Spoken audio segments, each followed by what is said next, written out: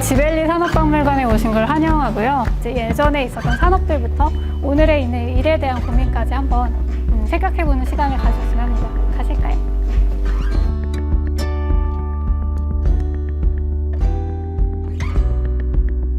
이때는 68년도인데 68년도 같은 경우에는 솔직히 우리나라에서 어떤 산업도 제대로 없었고 우리가 지금 주제로 하고 있는 구로공단도 제대로 있지는 않을 때예요. 너무 경제 사정이 안 좋은 데에서 무언가를 일으키려고 하는 거니까는 조금은 성과가 있기도 했었고, 그리고 그 성과들을 보여주려고 하니까 사람들이 마구 몰려들어가지고 좀 전국적으로 꽤나 큰 행사였어요.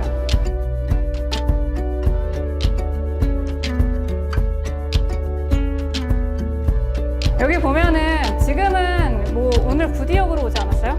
구디역으로 왔는데 옛날 한 10년 전만 해도 사실은 구로공단역이었고요. 구로공단, 가리봉 이게 굉장히 좀 부정적인 의미라거나 사람들의 자신감을 좀 떨어뜨리는 의미이긴 했었거든요. 그렇기 때문에 옛날에 있던 공단 이름을 디지털 산업단지로 바꾸고 싶어가지고 조금은 정책적으로도 바꾸고 사람들이 바꿔달라고 해서 바꾼 거기도 해요.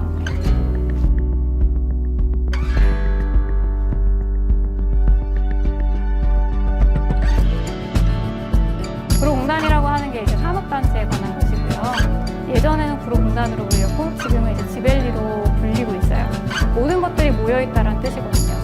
자원이 모여있고, 산업이 모여있고, 기업이 모여있고, 사람들이 모여있고, 그리고 그걸 이제 집중해서 도와줄 수 있는 인프라스트럭처가 모여있는 곳이 바로 공단이고 공업단지예요. 그래서 우리나라 산업이 시작되고 우리나라 경제 발전이 시작되었다라고 하는 걸 보여주기 위해서 구로에 모이다라고 했고, 전체적으로 존들이 이제 구로공단이 형성되는 것들, 지리적으로 형성되는 것들, 건물이나 이런 물리적으로 형성되는 것들, 그리고 정책적으로 어떤 역사로 형성되었는지에 대해서 보여주게 됩니다.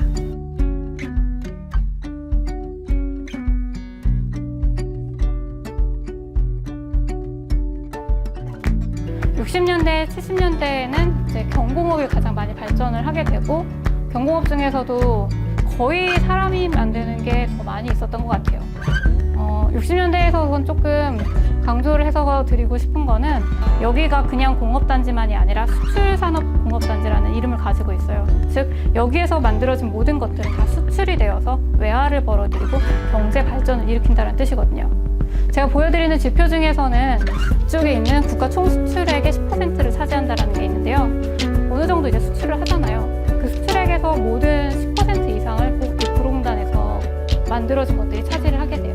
인형이라고 하는 게 조금 특징적인 산업이에요. 왜냐면은 굉장히 작기 때문에 플라스틱 사출 같은 것들도 좀 작게 나와야 돼서 잘 자란 산업이기도 하고 유행이 되게 빨리 지나잖아요. 나 올해 가지고 놀았던 장난감 내년에 뭐 애착 인형 아니고서는 잘 가지고 놀지 않으니까는 최대한 작지만은 좀 손이 많이 가는 산업들이 많이 있었던 게 구로공단이었어요.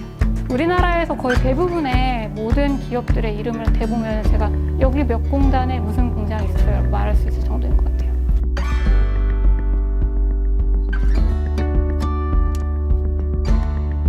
지금은 80년대로 넘어가서 한국 사회의 경제적인 전성기, 그리고 구로공단에서도 엄청난 전성기를 맞았던 불이 꺼지지 않는 공장에 대해서 얘기해드릴 거예요.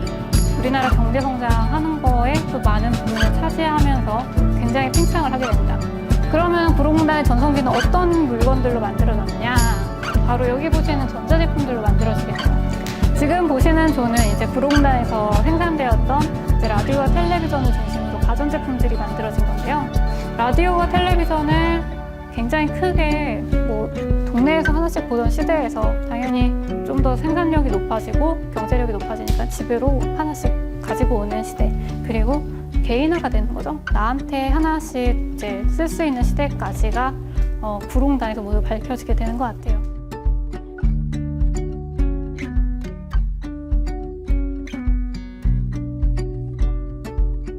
사실상 구로공단은 90년대가 되면서 좀 점차 많이 쇠퇴를 하게 됩니다.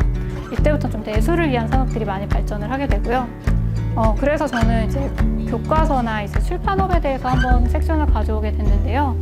교과서 같은 경우는 만들어가지고 수출할 수 있는 건 아니잖아요. 하지만은 꽤 작은 공장이 아니라 을지로에 있는 뭐 임세소 이런 게 아니라 그래도 좀 규모가 있는 공장들이 있어야 됐고, 그래서 구로 정도에 되는 공업단지에서 만들어져서 전국으로 유통을 할 수가 있어야 돼가지고 이제 내수형 산업들이 많이 발전을 하게 되고, 패션 미싱 같은 것들도 발전을 하게 돼요. 어떤 식으로 발전을 하느냐, 예전에는 그냥 미싱으로 옷 만들어가지고 바로 수출만 했으면은 이제는 그거를 유통할 수 있는 단지들이 생기게 되고, 그리고 좀 더 패션에 관심을 둬가지고 디자인이나 이런 것들이 구로에서 한 번에 만들어지고 팔리는 것까지 내소유적인 사업들이 많이 좀 발전을 하게 됩니다. 국내에서도 굉장히 많은 PC 브랜드나 이런 것들이 가지고 있었고, 그런 뭐 하나의 조립된 브랜드만이 아니라 중간중간 들어가는 부품까지 하면 굉장히 구로공단이나 지벨리에서 차지하는 포션이 좀 많이 컸습니다. 그리고 마이티 같은 거는 이제 83년도에 있었던 우리나라 최초의 PC이고요. 제가 봤을 때는 거의 모니터가 그냥 텔레비전에 가깝더라고요. 점차적인 첨단 산업화가 이제 구로공단이 지벨리로 가는 단초가 되게 됩니다.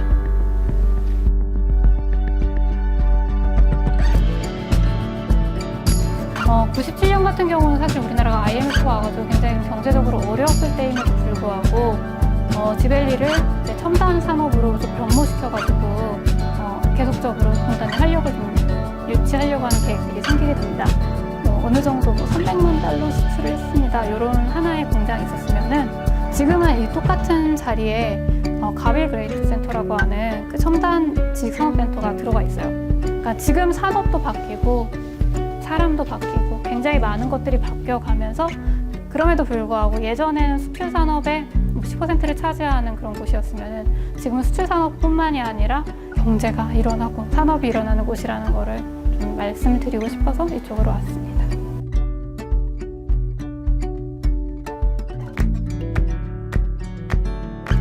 사실 구로공단이 되게 유명한 이유는 두 가지예요. 산업이 발전해서이기도 하고, 구로공단은 사실 노동운동의 성지라고 불리는 곳이긴 하거든요. 여기는 정말 나이 어린 여공들이라고 하는 이제 정말 청소년들이 많이 일을 했었고, 기술이 많이 없음에도 불구하고 그걸 노동력으로 대체해가지고 있었던 분들이 많이 있었어요. 85년도 같은 경우에 우리나라 평균 월급 임금이, 노동자 임금이 약 16만 원 정도가 되고요. 사무직 임금 같은 경우는 사실 뭐 23만 원, 뭐 24만 원 요 정도가 됐다는 걸로 제가 기억을 하고 있어요. 근데 구로공단 여공들은 그때 뭘 가지고 싸웠느냐? 월급이 10만 원이 됐으면 좋겠다. 근데 이분들이 그냥 자신의 삶이 그냥 이렇게 어려운 공순이야, 나는 너 왜 이렇게 힘들까? 이렇게만 한 게 아니라 바로 구로동맹 사업이라고 하는 대대적인 사건을 일으키면서 자신의 삶을 바꾸려고 하는 그 움직임을 하면서 좀 변화시키게 됩니다.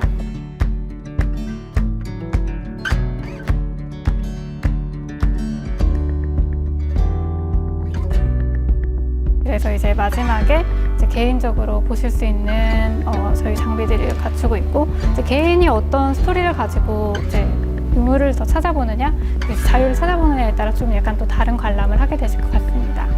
여기에 보시면은 이제 뭐 유물들도 있고 자료들도 있고 사진들도 있긴 하지만은 전체적으로 하고 싶었던 얘기 중 하나는 산업이 뭐 옛날에는 전공업이 있었고 뭐 전자공업 이런 것들도 있고 지금은 뭐 첨단 산업도 있긴 하지만은 중요한 거는 예전부터 일하던 사람들이 있고 지금도 일하는 사람들이 있고 일하는 사람들이 계속적으로 살아가는 도시라는 것 같아요. 그래서 여러분들도 일할 때에 대한 고민들이나 내가 어떻게 일하는 거에 대해서 모습들을 좀 생각해 보고 싶을 때 예전에는 어떤 식으로 일을 했는지, 예전에는 어떤 식으로 일들이 있었는지를 이곳에서 한 번씩 보셨으면 좋겠습니다.